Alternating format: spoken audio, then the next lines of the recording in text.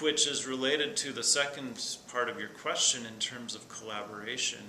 Right now I collaborate with mostly with Doug Sprinkle at Purdue. He and I have written quite a bit with it. Also with Adrian Blow at Michigan, and then a little bit with Jay LeBeau at Northwestern. And so it's a little bit with Eli Karam at Louisville. But there are not too many people doing it. And so the more people that were on board, I think the quicker it would move. Does having this body of research happen in MFT, is that advantageous for external funding? Is it because some of these other professions have been doing this since the early 1900s, have they taken all the money? I mean, can you talk a little bit about funding opportunities and who's interested in funding this, or is this more a labor of love and something that's very important for us to address, but maybe NIMH just doesn't see?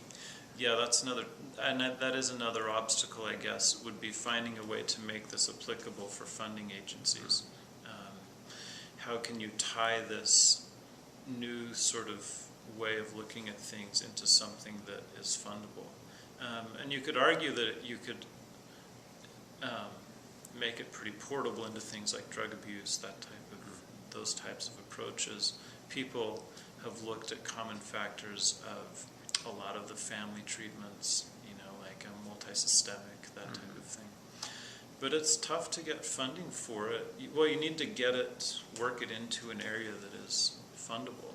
Yeah, and I'm wondering how often that work comes up against Prochaska and DiClementi's stages of change types of things, where they have kind of elucidated, pretty much when people move from point A to point B, they go through these identifiable steps. And do you see a fit with that, or do you come across those same kinds of literature? Yeah, absolutely. And I was just talking with someone about that. As I envision where common factors would end up, I think that it is a lot like the stages of change stuff, where you have, person at stage A, at the beginning stages they like more of an inductive eliciting type of approach that helps them come up with reasons to change on their own. Later on they like more sort of didactic psychoed type of stuff, and if you get that mixed, it's going to fail. So I think long term down the road, couples and family therapy common factors would be very similar to that.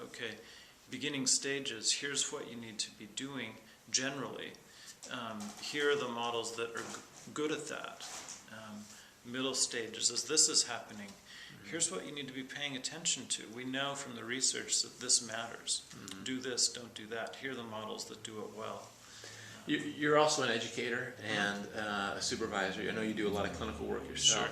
And so you have bumped up from your time of being introduced to the field to becoming an educator and a researcher in the field.